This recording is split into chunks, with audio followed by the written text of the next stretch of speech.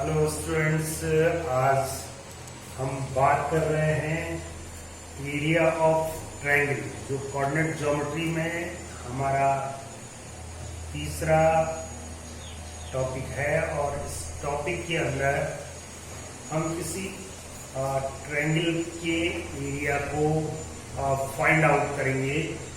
तो सबसे पहले ये देखते हैं कि जो हमारा थ्योरम है, जो फॉर्मूला है, वो कैसे बनता है। उस फॉर्मूले में हमको सबसे पहले दिया क्या गया होता है और जो दिया गया होता है उससे हम कैसे फाइंड आउट करते हैं।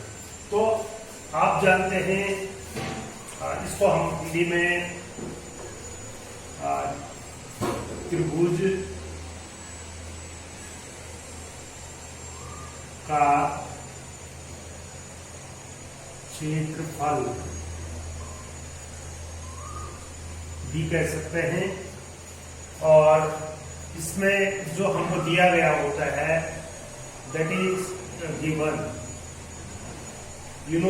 जब ट्रायंगल की हम बात कर रहे हो तो हमको जो दिया गया होगा वो निश्चित रूप से त्रिभुज के तीनों शीर्ष वर्टेक्स होते हैं, जो उनके कोऑर्डिनेट्स दिए गए होंगे।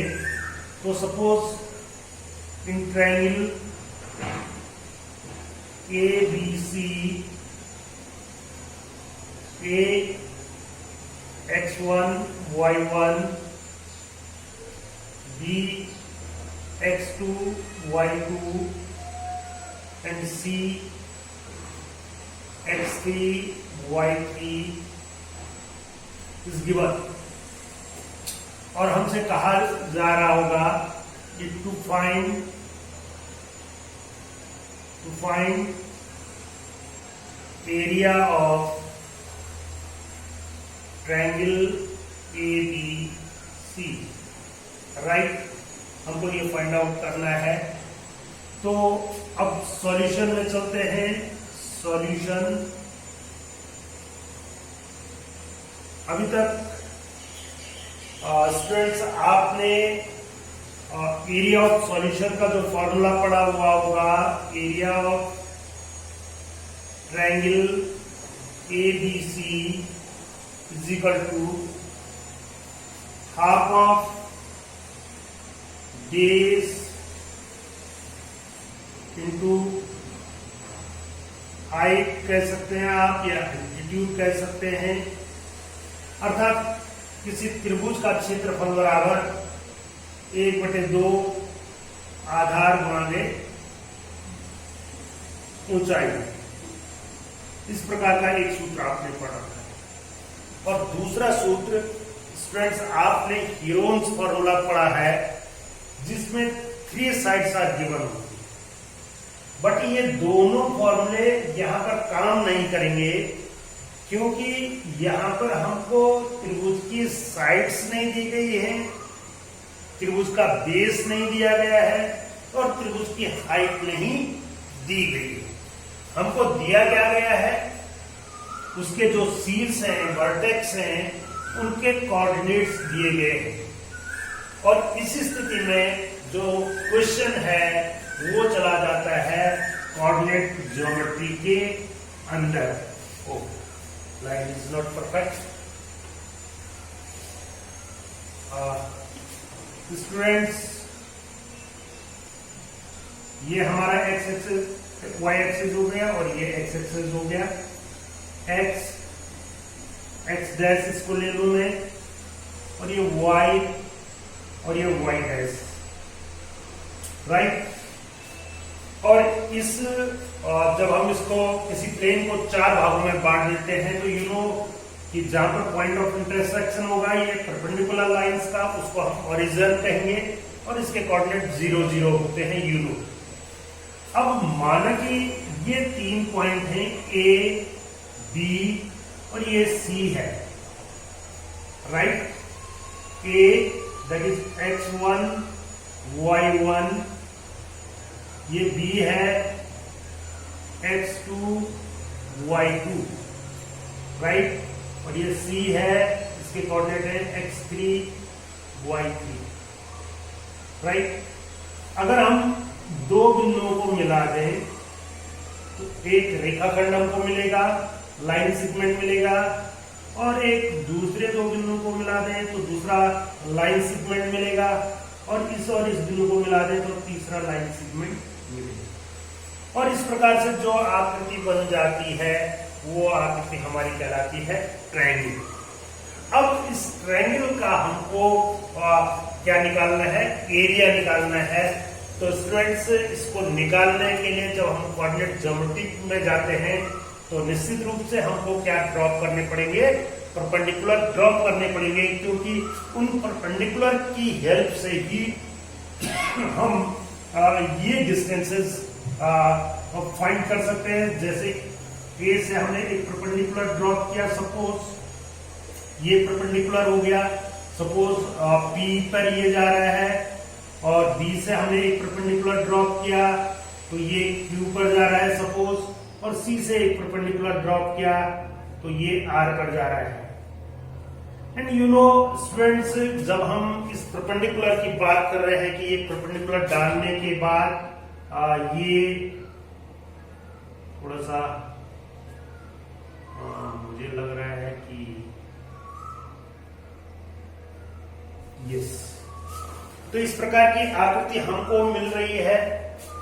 तो अब हम इससे जान सकते हैं, अगर इस पॉइंट के रेफरेंस में हम देखेंगे तो ये x1 है यहां तक फ्रॉम ओरिजिन, और ये हमारा डिस्टेंस बनता है y1, राइट। ये डिस्टेंस हमारा बनता है x2, और ये डिस्टेंस बनता है y2, राइट। और इसी प्रकार से ये पूरा का पूरा डिस्टेंस बन जाएगा x3 यहां तक, और ये वाला डिस्टेंस बनेगा हमारा y3, राइट स्टूडेंट्स। इतना ज्योमेट्रिकली निर्देशांक ज्यामिति के अंदर, कोऑर्डिनेट ज्योमेट्री के अंदर ये चीज आपको क्लियर हो जानी चाहिए कि इस फिगर के अंदर कौन सी डिस्टेंस क्या है। अब आप बात करते हैं, हमारा जो मेन उद्देश्य है वो है एरिया ऑफ ट्रायंगल निकालना। तो area of triangle ABC is equal to, थोड़ा सा ध्यान देते हैं इस ज्योमेट्री के अंदर, ये जो फिगर हमारे पास बना है इसमें कुछ शेप बन रही है। आप देख रहे होंगे कि ये परपेंडिकुलर है, ये परपेंडिकुलर है, ये परपेंडिकुलर है। ओके, तो जब ये परपेंडिकुलर है तो निश्चित रूप से ये दो साइड्स इस फिगर की, इसमें APQB जो फिगर आपको मिल रहा है ये एक ट्रेपेजियम है, और ये दूसरा APRC ये दूसरा ट्रेपेजियम है। इन दोनों को जोड़ दें तो ये पूरे का एरिया मिल जाएगा। लेकिन हमको चाहिए एरिया केवल इस भाग का, तो हमको क्या करना पड़ेगा, इस ट्रेपेजियम का फिर BQRC ट्रेपेजियम का यदि हम एरिया घटा देते इतना एरिया, तो हमें इस ट्रायंगल का एरिया मिल जाएगा।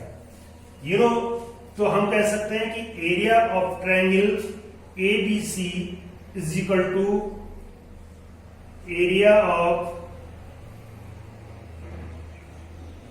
ट्रेपेजियम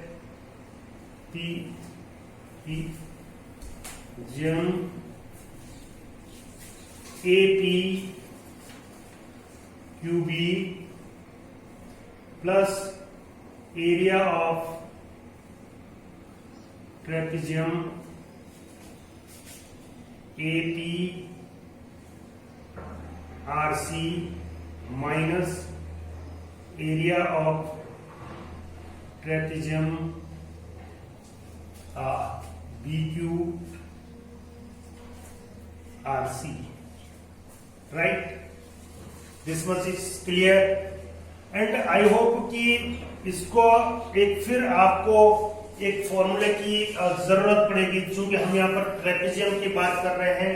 तो area of trapezium is equal to area of trapezium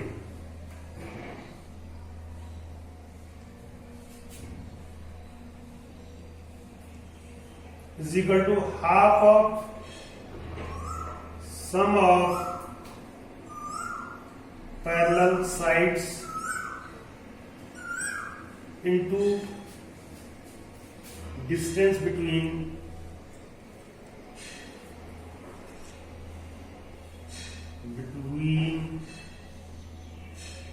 parallel sides, right. ये हमारे पास फॉर्मूला है, और यदि ये हमारे पास फॉर्मूला है तो हम इसकी वैल्यू यहां पर रख सकते हैं। इस एरिया ऑफ ट्रेपेजियम PABQ में देखते हैं। PABQ में पैरेलल साइड्स कौन कौन से हैं? दैट इज हाफ ऑफ, कौन से साइड्स होगी हमारी?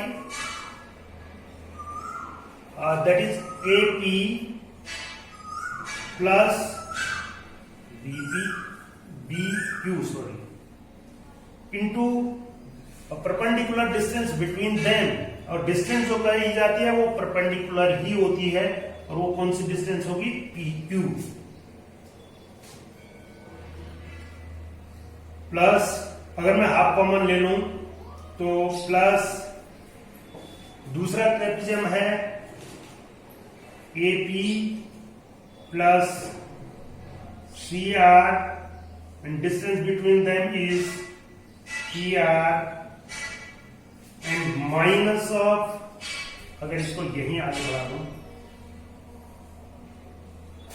माइनस ऑफ ट्रेपेजियम, इसकी sum of the sides BQ plus CR into QR, right, bracket close. ये हाफ मैंने पहले ही कॉमन ले लिया सब, यहां हाफ सब में लगेगा, और राइट। तो जब ये हाफ हमने कॉमन ले लिया तो ये चीज हमारे पास क्या बचती है फ्रेंड्स? देखिए इसकी वैल्यू AP की वैल्यू कितनी है? AP means x1 half of x1, that is sorry, AP is y1 और plus BQ is equal to y2, right, and PQ is x1 minus x2, x1 minus x2, right? Am I right? And now plus AP, that is y1 plus CR is y3 और into distance between them PR, और PR is equal to x3 minus x1, x3 minus x1, right? And now third one is minus of, ये value देखिए आप, ये कितने के बराबर है? x2 y2 plus y3 and this distance is x3 minus x2, x3 minus x2, right? ये हमारा ये वैल्यूज आ गई। अब इसको अगर हम मल्टीप्लाई करेंगे तो हमारे पास क्या आएगा? हाफ ऑफ, इसको मल्टीप्लाई करके देख लेते हैं, y1 x1 y1 x1 y1 minus, और फिर इससे मल्टीप्लाई कर दो तो plus x1 y2 minus y1 x2 minus y2 x2, right, plus y1 x3 plus y3 x1 minus y1 x3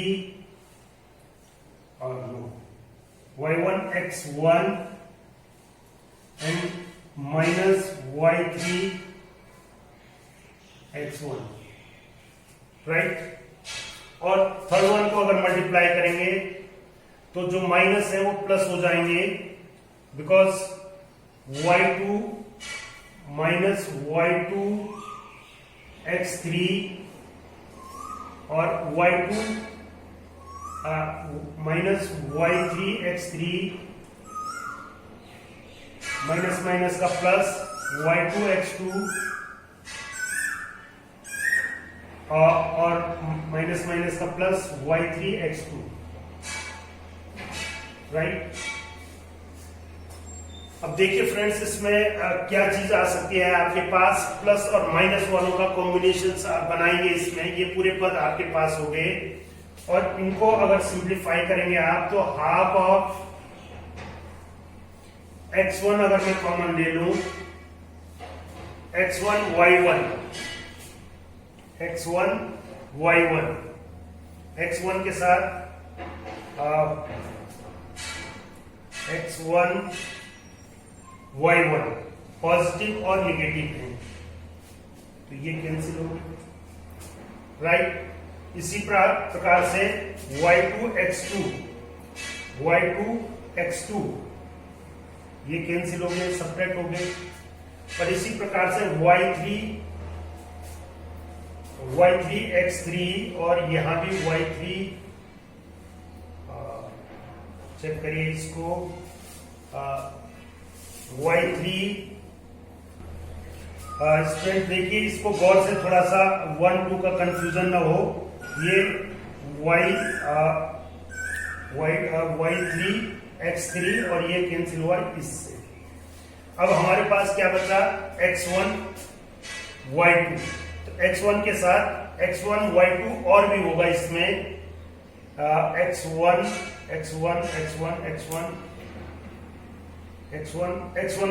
y3 ये आपके पास है, ये दोनों ले लीजिए आप।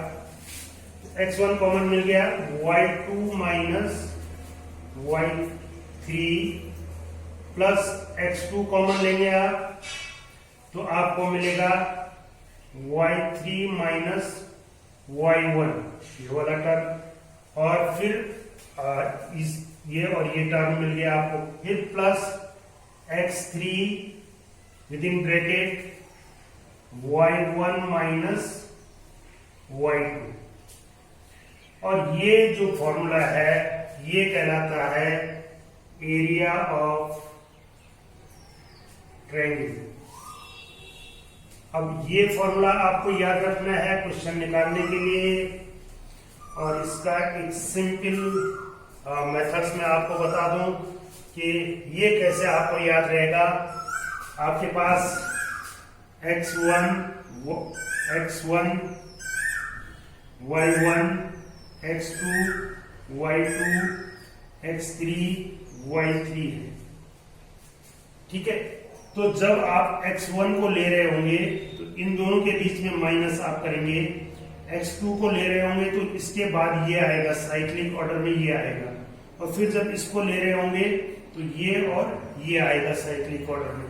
तो इस प्रकार से ये एक चेन है, half of x1 y2 minus y3 plus x2 y3 minus y1 plus x3 y1 minus y2।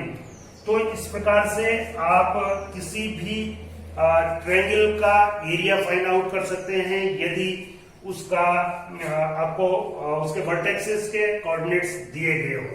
अब इसमें एक बड़ी इंपॉर्टेंट चीज आपको क्वेश्चन में देखने को मिलेगी एक्सरसाइज में, जिसको मैं आपको बता रहा हूं कि कभी कभी वो पूछ लेता है कि prove that these points are collinear.